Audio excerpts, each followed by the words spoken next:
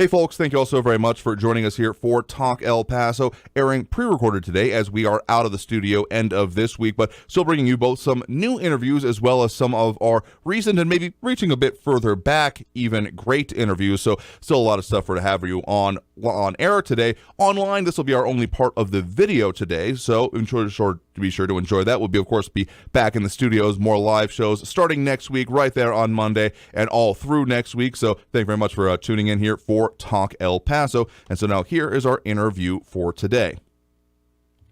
Joining me now, we have Susan Goodell, CEO of the El Pasoans Fighting Hunger Food Bank. Thank you very much for joining us today. Thanks for having me, Andrew. Absolutely happy to talk with you all. It's never too often to talk about some of the most important situations in our community, particularly as it affects so many within the community, and particularly as the demand and need in our community has been, I'm not going to call it unprecedented, but reaching really high water marks, it does feel like recently. I mean, let's just start with how did Thanksgiving go for you all? I mean, that is definitely a food-focused holiday in a lot of ways, and a lot of people, I mean, there's a lot of generosity that happens around it, people, doing Thanksgiving meals, giving out baskets, turkeys, those kind of things, but that demand on you all, I'm sure, was also pretty high. It really was. During the holidays, we traditionally see about 25% more people than we would at other times of the year. And that is largely based on, people are trying to stretch very limited resources. So by coming to the food bank, maybe they can afford that gift for a child or stretch their dollars and have something a little special for the holiday on the table. So this year was no exception. Mm-hmm. We had much greater demand around Thanksgiving. We expect that at Christmas time as well. What was different at this year for Thanksgiving was the global food shortage. Mm-hmm. So we had an especially difficult time finding enough food for this community. So when we're talking about levels here, I mean, we've already been at, as we've talked about repeatedly in the past here, but it bears reiterating, elevated levels that kind of have maybe waned a little bit, but never really dropped when it comes to need within the community. Essentially that we saw a serious climb and then for a while a plateau of demand here as the pandemic, the advent, the layoffs, all of the economic situations that still are affecting people in a variety of ways. So how has that kind of, to this point, how has that demand level kind of changed or shifted, if at all? I think the lesson that we learned during COVID and post-COVID, if you can call this post-COVID. Nebulous, yeah. Then what we've learned is that the demand for emergency food has always been extremely high in El Paso. But as a very young food bank, we were only independent in the summer of 2016. Mm-hmm. I think people just didn't know that we were a resource out there. So with 24% of our community living in poverty, there's a great deal of need. What has changed during COVID was that we suddenly got the attention of media and others, and pretty much everyone who needs help with emergency food now knows where the food bank is, mm-hmm. and that we're here to help. So I don't expect that we will see at any time soon a significant drop in the number of people coming to our door, because the need is so high in this community and people now know that there are resources available to them. So talking about some of the percentages that you're referring to there, the number that is kind of stuck in my mind, or I guess range of figures, is roughly 6 figures in terms of the amount of the population. I think it's been slightly over that technically, like not even just like 100,000, but up to like 120 and more at certain points here. Is that the kind of level that you're seeing at this point still? Well, we very carefully track the number of people who seek help from the food bank.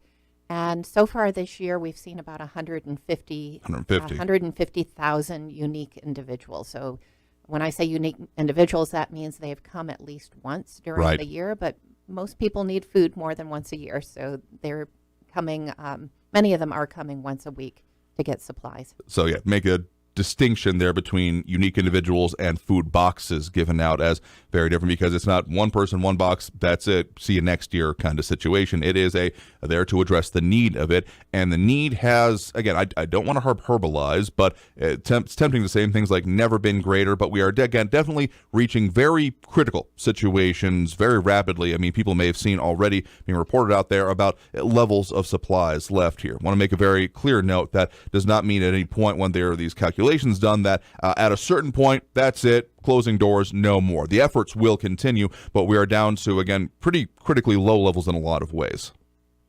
Food levels are very low. We have seen a little bit of good news this week in that for the last couple of months, we've been at about 4 days supply, meaning if we do not bring more food in, then we would run out in 4 days. Now, I want to make it very clear. Absolutely. Our job is to find food and to bring it into El Paso. So we're working very, very hard to make sure that we are constantly replenishing food. Unfortunately, it has been very scarce recently. So until this week, we've been at about 4 days of supply. This week, we're kind of clawing our way back a little bit. We expect to be at 5 days by the end of the week.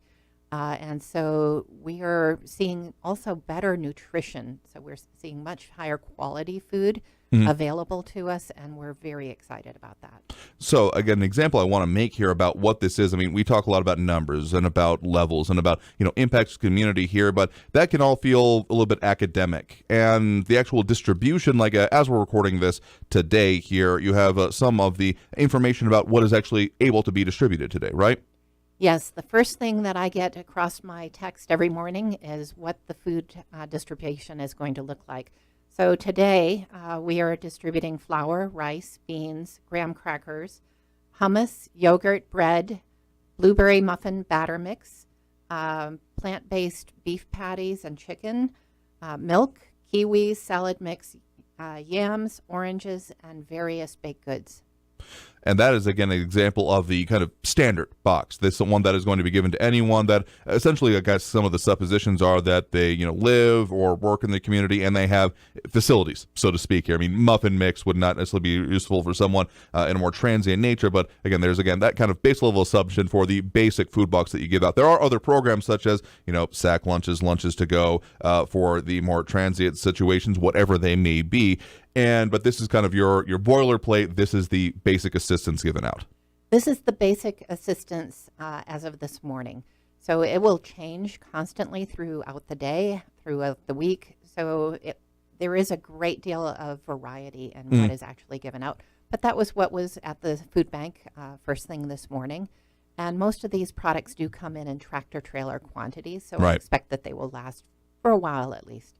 Absolutely. So again, if you're just joining us, guest right now is Susan Goodell, CEO of the El Pasoans Fighting Hunger Food Bank. Again, to find out anything more about them and help, you can contribute, be a part of it, donate, volunteer, any of these things, elpasoansfightinghunger.org. So particularly on those efforts then to keep bringing in food, that becomes a regional challenge because there is some food production in the area, but not what we would call staple crops. I mean, we've got like onions, kind of, pecans, kind of, but when we're talking about the major things, the things in the box that we were just describing here, it is something that often has to be sourced from out of the area. So it takes a lot of specific competencies to be able to do that. It's not just something where you can be like, well, I guess I'm just going to load up my truck and go down the street here, my pickup truck, and go grab something. It's quite the logistical challenge, I guess the way to put it. It really is. About 5% of the food we distribute comes from the local community. It comes to us maybe, if we're lucky, from a local grower. But as you said, not a lot of food is grown here. More likely it's coming from a grocery rescue opportunity where we're going to Albertsons or Sprouts, Whole Foods, Walmart, Sam's, that sort of thing, and picking up any surplus that they might have on a daily basis. The other 95% comes in on the back of a tractor trailer. About 20% is from the federal government, and the remainder is food that we have to find somewhere in the country. And typically in normal times, whatever that is anymore, but for lack of a better term, in normal times, we would pretty much be sending our fleet of tractor trailers out to, say, western Louisiana, up as far as Las Vegas, as far west as the LA basin. Today, because of the global food shortage, we are in every single state in the United States, with the exception of Alaska and Hawaii, picking up food and bringing it back to feed El Paso. because that's the kind of, again, logistical challenges. So essentially kind of having to be your own dispatch service in a way here of finding loads and then getting the either, your all fleet or a fleet of, a delivery happening from another option there. And that's the kind of competency that it takes to operate at this level here. And again, why there's no wrong way to donate, but why there are more maybe effective ways to help you all with this mission, really.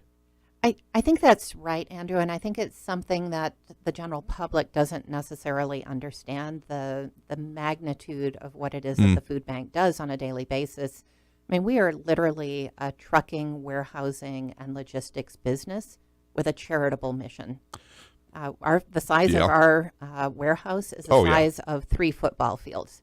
So it is a big job to feed this community, and we have to operate like a business, even though what we do is very charitably oriented. I mean, there's the way I've had it put to me in the past from other nonprofit organizations is that there has to be a profit in some way, whether it be, what is being given out to the community or whether it be funds that are then redirected for charitable uses. But it does have to work to then allow it to then be the work to be done.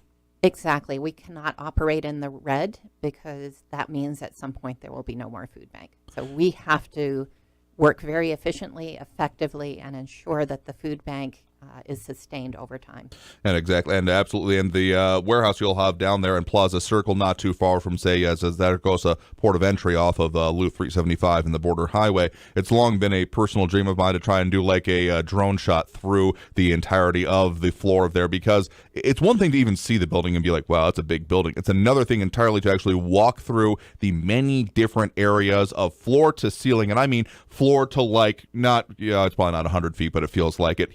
High ceilings, major warehouse operations like forklifts and pallet trucks and all that stuff being required there. It is an extensive operation. Let no one be mystified about that fact here, but it's another thing to see it. And so in order to do that, again, there are those competencies that you all have to have in order to make this work is what allows it to, even if it may seem almost unreasonable to the average person, that formula, that $1 meaning 7 meals provided for people in our community is what the result of that is, because we're not buying, I mean, you all aren't buying like you and I would buy, which is off the shelf, which is, buying a can at a time. You're buying tractor trailers full, and the economies of scale kind of kick in at that point, right?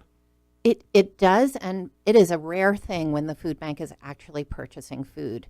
So all of that great food that I was mentioning earlier, from the plant-based chicken and the salad mix, the oranges, et cetera, those are all surplus food items that were donated to the food bank. So the cost that it equals out to that $1 is the ingredients for 7 meals. That cost comes from the cost of diesel and manpower and running those trucks all over the country to bring food back to us. Going to get it, basically. So it is free food, and that's how we're so lean and efficient, is that we're only covering the cost of what it means to get it and to distribute it. So that is a very important note to make here, but due for that first break of this segment right now. Coming back here, going to be talking more with Susan Goodell, again, CEO of El Pasoans Fighting Hunger Food Bank. Again, general information about them, elpasoansfightinghunger.org, but we are also going to be talking about, well, one of those more donation drives, one of those things that we have been working on with them that we, of course, want to make sure that you all are aware of a further partnership this year. So stay tuned for more here on Talk El Paso, here on News Radio 690 KTSM. All right, taking a brief break in the video here. So we're going to talk a little bit more in this coming segment about ways people can, of course, do it, talking about the Buy the Box program that we are very excited to once again have the partnership with you all this year. But again, there's other ways people can also be a part of it, including, of course, coming out and volunteering. When it comes to the volunteering aspect of it, what are some of the things that people or even organizations can do? So basically, there are a lot of different jobs at the food bank that we rely on volunteers for. One of them is certainly repackaging food. So because we are getting donated food, often the company that donates that food is not putting the time and effort into boxing that food. Mm-hmm. So we are getting food in bulk quantities, especially as food is very short right now, very scarce. And so you think about cereal coming in a 6-foot cone that needs to... cone, specifically. Yes, Interesting. kind of cone-shaped. And it needs to be broken down into smaller packaging so that it can get to our families and our kids. Think about rice and beans coming in a 2,000-pound bag. You can't give anyone in our lines a 2,000-pound bag of anything. So volunteers are desperately needed to help us break down the food items and put it into consumer sizes. Another fun job is maybe like this morning I was over at UTEP, and we are distributing food to low-income students and others on the campus. And what we did was we were bagging the apples and the oranges right there. So volunteers could bag that product and make sure that it's given out. So actually handing the food to the people who need it.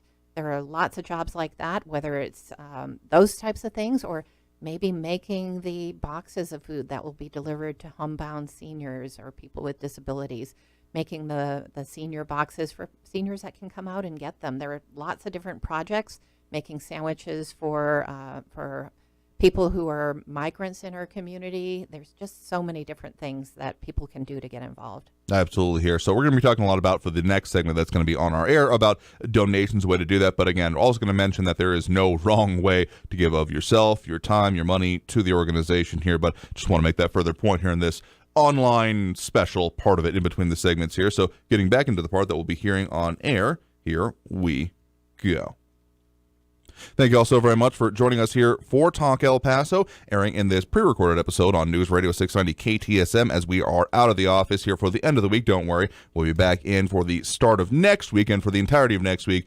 Some holiday scheduling coming up, but we'll talk more about that once we're back in the studio here. But again, joining us here in studio right now, we are joined by Susan Goodell, CEO of the El Pasoans Fighting Hunger Food Bank. Thank you very much for sticking around with us here today.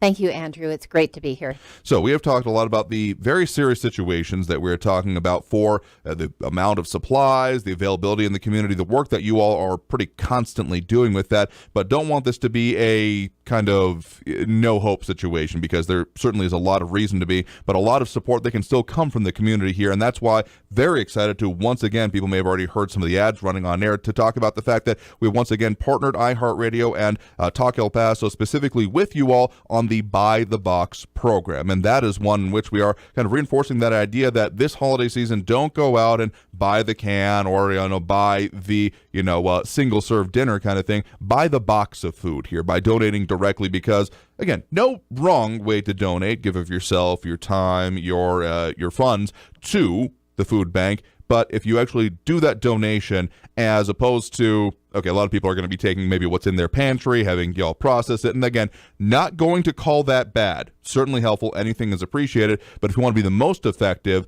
particularly if someone's going out and be like, I'm going to buy this can to donate it, please don't do that. Just give you all the money. It may feel more impersonal, but honestly, again, that $1 per 7 meals, again, we talked a little bit about the competencies required to make that work. And you all have that, and it's beyond unreasonable to expect any individual to be at that kind of level of purchasing power. Otherwise, I'm sure you'd want them to essentially come on board with y'all at that point, right, and offer their skills for sourcing individually that kind of same level of food. Absolutely. We always need help.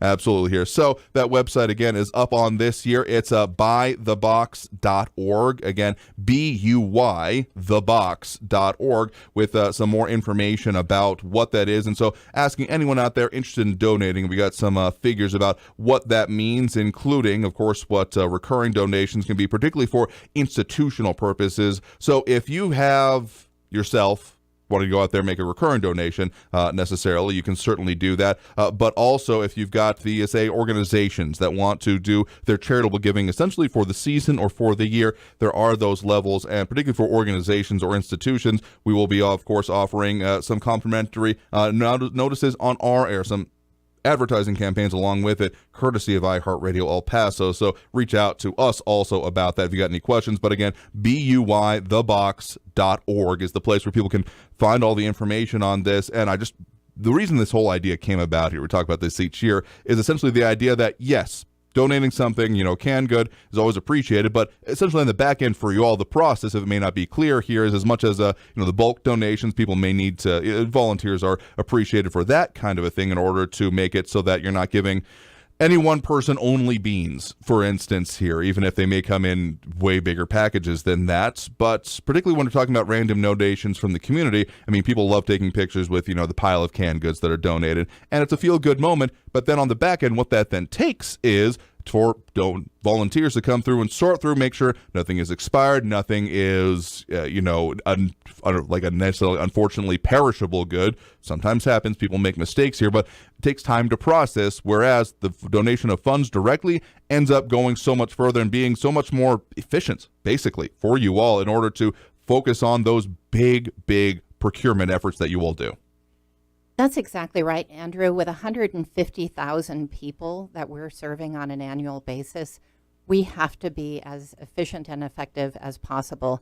And the most effective way to do that is the way that we've been finding surplus food in the nation and bringing it into El Paso and putting the labor in, hopefully with volunteers, to make it usable by a family.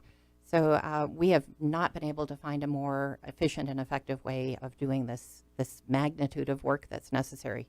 So again, if you've got competencies beyond that, please let us know. But otherwise, for the general public, for the general community, this is the most effective way that we have for this to work here. So again, that specific effort, buythebox.org, going on this year. So again, if you've got an institution or organization that you want to have represented, we'll be thanking some of our major donors on air as well. So stay tuned for more on that as we get through the holiday season. But I guess I want to mention one more thing along with this. We've mentioned a lot about donations, about what people can do with that, but I don't want to discount the amount of focus on time either, particularly if organizations can come out. You've recently had some other big groups come and do kind of make a night of it, so to speak, right? Yes, we have volunteer opportunities every day at the food bank, Monday through Saturday. So earlier today, for example, El Paso Electric brought a group out. We are often having groups from businesses, churches, community groups, but we need more. We are averaging between about 20 and 40 volunteers a day, and we really need at least 80 to operate effectively. So we are anxious to recruit more folks to come on out and pitch in. Absolutely. So again, a lot of ways that can be done to, again, give back in a literal, figurative, monetary, or time sense here. So any way that you've got it, if you got the availability, it doesn't really matter what your capability, be it physically, personally, financially, that there is a way that you can give back and make sure it is. Because, I mean, the importance for that in this community, I mean, food insecurity is something that can be nigh invisible unless you're involved with it. I mean, there may be this kind of idea that persists in some people's minds that, well, I know what poverty looks like. But again, that fact and that figure, it sometimes comes up here. I look at a lot of demographic lists here, and it consistently comes up that we have at least one, if not sometimes two, depending on the way that you put them, poorest zip codes in the country right here in our community. So it's not some nebulous factor. It's not even necessarily geographically bound. Those are, of course, extreme examples there of, like, some of the top 10, if not top 5 poorest zip codes in the country being right here in our area. It's throughout the community as well. And it could be your friends, it could be your neighbors, it could be your colleagues, it could be a student in your life, among other things, where these kind of things of food insecurity definitely exist. And the impact that it has is both physical and kind of existential in a way, because of how it affects everyday kind of basic functioning and lack thereof. And that's where you start seeing things like, more disease rates, more hospitalizations, because it over time, like, sure, I'm sure in all in our lives we may have missed a meal or two for any particular reason, but we start talking about this chronically. We start talking about this over time. It becomes a, much, much bigger issue. It does. And, people who are hungry are smart, and they have multiple coping strategies. One of the most prevalent coping strategies is to eat bad food. Mm-hmm. So junk food that's high in sugar, high in fat, because it will keep people feeling full for longer periods of time, and it's cheap. So unfortunately, that one coping strategy leads to many bad things down the road, whether it's heart disease, diabetes, hypertension. There are so many comorbidities with diet and health, mm-hmm. and frankly, no one can afford that in their life. And as a community, we can't afford it either, because we see it in less productive people in our workforce. We see it in kids not achieving what they should in the classroom. We mm-hmm. see it in our emergency rooms across our community. And while it seems like, okay, well, today, we're going to have to do this, someone's going to feel the need to eat something that's not healthy, over time, we will all pay for that. And of course, some of the more specific and local and demographic things we deal with here, such as, cirrhosis of the liver, fatty liver disease, the diabetes rates, some of the things that have been focused on in institutional ways, such as by, the University Medical Center, the Medical Center of the Americas. Those are some of the reasons those organizations and institutions and, gatherings of competencies when it comes to medical things that were established in our area was to combat some of those things that we see decently consistently around here and at rates that are not necessarily representative of the rest of the country, but our community specifically. And another phrase that comes to mind here is you can't out-exercise a bad diet. That is kind of what you put into you here. It doesn't matter almost what you're doing on the end of it. If what you're putting in is not good, not nutritious, we talk about empty calories and other circumstances here. And unfortunately, the empty calories are the cheapest whenever you go to, the grocery store, the gas station, what have you. And something like, say, an apple ends up being a lot more expensive just because of, how cheap and how much is kind of not going into it. So it may seem paradoxical in the same age that something that grows off of a tree ends up being more expensive than something that is massively produced and, processed. But, that is kind of one of those situations in the modern world that the stuff that is necessarily better for you is not as available or as, financially available. Yes, and it's an incredibly sad situation. One of my greatest joys, my office actually looks out over our mercado where we distribute food on a daily basis. Mm-hmm. And the thing that makes my day more than anything else is when I see the kids reaching into the grocery baskets and they find yogurt or they find strawberries or something else really healthy, and they immediately pull it out of the basket and start eating the food. And so one of the things that's important about the food bank beyond the nutrition for that day is, particularly with kids, we are setting their taste buds for the rest of their lives. And we want our kids growing up wanting fresh, healthy foods, not wanting junk, so that when they are older, they're going to want those same healthy foods. So again, that's part of the overarching mission, but of course the immediate needs that are existing in our community, more or less always, but particularly in focus in this time of year. El Pasoans Fighting Hunger Food Bank, again, their website, main one, elpasoansfightinghunger.org, but of course the special effort we have this year, buythebox.org, that's B-U-Y, thebox.org. We can see our particular donation, either personally on the recurring level or the institutional or organizational level here, in which we will, of course, give more thanks for that as well. But again, all of these subjects here, a lot to be done and a lot to continue focusing on here. So, Susan, thank you very much for coming in to talk with us about the situations, how they currently exist, and what some of the things people can do right now in our community to help deal with this here today. Thank you, Andrew, and I invite your audience to come down and pitch in. Absolutely here, and I'll see if I can do someone. We're back in town here. Do some. This is where I do my charity, and hopefully I can pitch in again this year myself here. But again, Susan Goodell, CEO of the El Pasoans Fighting Hunger Food Bank, have been our guest here in studio right now. So again, buythebox.org or elpasoansfightinghunger.org, where to find them.